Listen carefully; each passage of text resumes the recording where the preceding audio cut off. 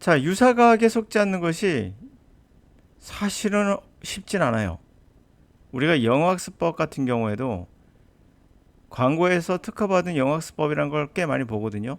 길거리 지나갈 때 어떤 학원들이 써 있는 것도 봤어요. 그럼 여러분들은 특허받은 거를 인증, 다시 말하면 효과가 인정됐다, 또 인증됐다 이렇게 생각하시는 경우가 많죠. 이런 경우가 이제 여러분들이 모르니까 유사과학과 비슷한 건데, 특허라는 것은 그냥 다르다라고 생각하시면 돼요. 별거 없어요. 동그라미하고 네모하고 다르죠. 그래서 특허 낼 수 있어요. 이게 바로 아이폰인 거죠. 그래서 이걸 못 쓰기 때문에 우리나라 갤럭시 같은 경우가 이렇게 네모렇게 바꾸잖아요. 그렇죠? 이렇게 바꾸는 겁니다. 별것도 아니죠, 사실. 그럼 특허받은 영어학습법은 사실은 아무 인정받은 거나 인증되거나 그런 거 전혀 없어요. 이런 유사과학들이 사실은 모든 거에 다 들어가 있습니다. 이건 물론 유사과학은 아니죠. 그 예로서 대표적인 게 저희 아이들도 초등학교 다닐 때요. 이거를 실제로 실험했다고 합니다. 어떤 풀이 이렇게 있고 화분에다가 얘에게는 나쁜 말 하고요. 이 나무에게는 풀에게는 좋은 말을 하는 거예요. 또는 얘에게는 좋은 음악을 틀어주고요. 얘한테는 시끄러운 음악을 틀어준 거예요. 이런 형식으로 해가지고 한 며칠인가 일주일 지나고 나서 보는 거예요. 근데 똑같이 곰팡이가 폈어요. 얘는 약간 검은색 들어있었고 얘는 약간 흰색이 있었나 봐요.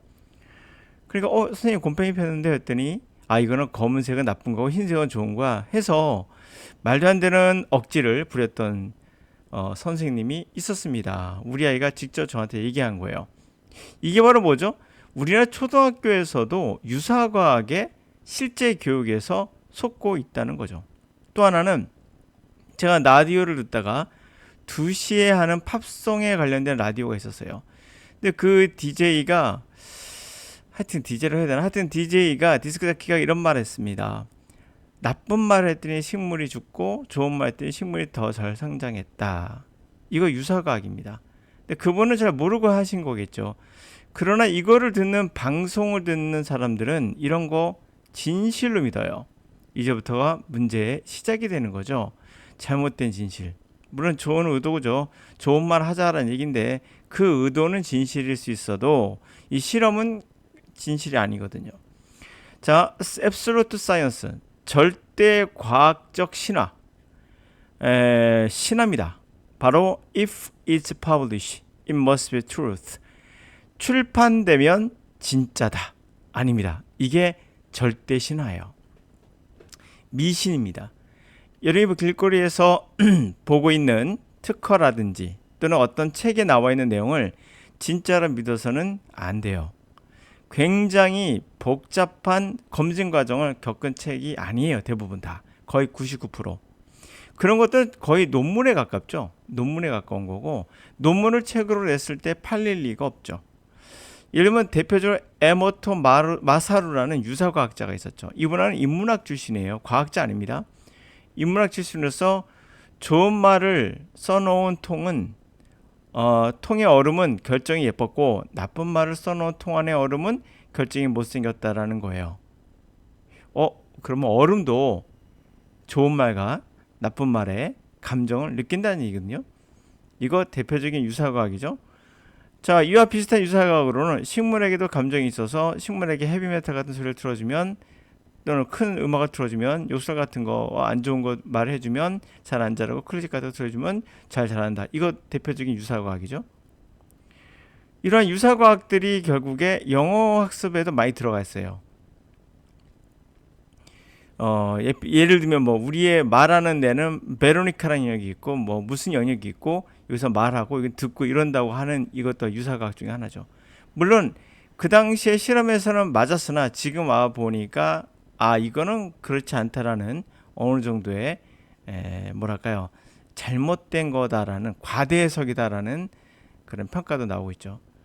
자, 그러면 지금 이 도로시 리텔렉이라는 사람의 실험에 대해서 비판하는 내용을 제가 위에 써놨습니다. The experiment design is poor. 그 실험의 디자인은 열악하며 잘못된 거죠. Doesn't maintain other factors. 다른 요인들을 일정하게 유지하지 않았다는 거예요. 예를 들면 물, 습도, light, 햇빛 같은 거. 예를 들면 이타 등등등. Optimal constant level. 최적의 일정한 레벨로 유지를 하지 않았다는 겁니다. 그럼 어떻게 되겠어요? 이런 게 많은 습도가 많은 곳은 빨리 자라겠죠. 빛도 많이 받은 쪽이 빨리 자랄 것이고. 그럼 이거 그래서 4번인가 성공하고 여러 번 실패하거든요. 이게 결국 뭡니까? 뭔가 문제가 있는 거 보여준 거죠. 우연의 일치인 거예요, 그냥. The Book Published Company. 그리고 이 책이 출판된 것은 어떤 회사에 출판된 거예요. 과학기관이 아니에요. Specialized in New Age Literature, not Science. New Age Literature, New Age 문헌, 문학에 관련된 이런 것을 전문화한 그러한 회사지 과학이 아닌 회사예요. 자, 이 같이 한번 밑에 있는 거 보도록 할게요. 자, many years ago, Dorothy Littlejohn conducted an experiment where she placed plant in dream chamber and played sounds and particular style of music. 자, 수년 전에 도로시 리텔렉이란 1973년도일 거야 아마 이 연도가 conduct experiment 실험을 했는데요. 그녀는 식물을 3개의 방에다 놓은 거예요. 밀폐된 방에다가. 이 여자가 학사 시절에 그 지도 교수의 어떤 뭐 지도를 받아서 했던 실험을 알고 있는데 played sound particular style music 소리를 연주하고 특정한 유형의 스타일의 음악을 또 연주를 했어요. In the first of the 3 chambers, she played a steady tone continuously for 8 hours. 3개의 방 중에 하나에서 그녀는 steady, 일정한 톤의 음악을 지속적으로 8시간 동안 틀어줬고요. In the second, she played a tone for 3 hours intermittently. In the third chamber, she played no tone at all. 그녀는 그 톤을 3시간 동안 간헐적으로 플레이를 했고요. 두 번째 방에선. 세 번째 체인버에서는 방에서는 전혀 어떤 음악도 하지 않은 거죠. 어떤 톤도 틀지 않았다는 거예요. The plant at first chamber with a constant tone died within 14 days. 자, 그 첫 번째 방에 계속 음악을 일정한 톤을 해줬던 그 방에서는 constant, 일정한 톤에서 있었던 방은 죽었어요. 항상 톤이 있었던 방은 14일 안에 죽었다. The plant's second chamber grew abundantly and were extremely healthy, even more so than the plants in the third chamber. 두 번째 방의 체인버, 그러니까 간헐적으로 소리를 일정하게 틀어줬던 이곳은 아주 풍요로워졌고 아주 건강해졌다. 훨씬 더 세 번째 방보다. The outcome was very similar to the one obtained from the experiment performed by Muzak Corporation in the early 1940s. 자, 그 결과는 아주 유사했었다. 무에서 얻은? 실험에서 얻은 결과와. 누가 한 거죠? 무작 회사라는 거. 이 회사가 자기네 어떤 회사의 실적, 다시 말하면 효율성을 증가시키겠다고 인간을 결국엔 하나의 식물로서 실험을 해본 거죠. 이런 것 자체가 사실 비윤리적인 건데 1940년대였으니까요. 뭐 그럴 수 있겠죠. 그 당시에야 했다는 거죠. 그래서 factory workers were not most productive and most alert when music was played for several hours only several times a day. 그 공장의 노동자들은 가장 생산적이었으며 가장 alert, 경계하는, 긴장하는 이런 게 있죠.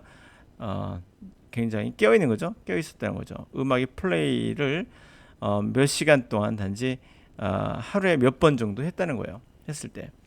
그러니까 이렇게 보면 진짜로 보이잖아요. 근데 앞에 있는 이거 자체가 유사과학이에요. 지금 누구도 믿지 않습니다. 이거는. 그리고 이 회사는 우연히 이렇게 된 거예요. 아니면 자신이 믿고 싶어서 믿었던지. 노동자의 노래 틀어줬으니까 잠은 깰 수는 있겠죠. 아무래도. 그러나 이 생산성이 높아진지는 몰라요. 더 해봐야 되고. 뭐 지금 모든 나라가 모든 회사가 다 음악을 틀어놓고 여러 번씩 틀어줄 거예요. 그러나 하물며 생산성을 강조하는 미국 회사들도 음악을 틀지 않는 거나 보더라도 이게 비과학적이라는 걸 알 수가 있는 거죠. 자, 이렇게 비과학적인 것들, 유사과학들은 우리 영어 세계에도 많이 들어와 있어요. 대표적으로 이제 유사과학 중에 하나가 뭐 실험에 검증된 것처럼 하는 게 바로 파닉스죠. 파닉스가 바로 소리를 알파벳으로 끊어서 세분화시켜서 분석한 거예요.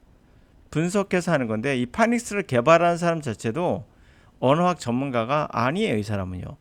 그리고 이 사람이 만드는 그것도 본인 나라에서도 그렇게 쓰이지 않았어요. 이분이 정확한 나라 기억이 안 나는데 갑자기 유럽 영국 쪽에 있습니다. 제가 기억으로 아일랜드인가 스코틀랜드가 그쪽으로 기억하는데 그래서 이분의 그런 기법을 그 나라들 받아들이지 않았고 그리고 파닉스는 영어를 하는 사람들이 어린아이에게 리딩을 가르치기 위한 방법으로 쓰이긴 했었어요. 일부. 그러나 우리같이 원어민이 아닌 사람이 그 사람을 위해서 만든 방법은 아니에요. 리딩을 못하는 아이들이 많기 때문에 그 방법인데 이 방법의 실효성에 대해서는 많은 학자들이 물음표를 던지죠.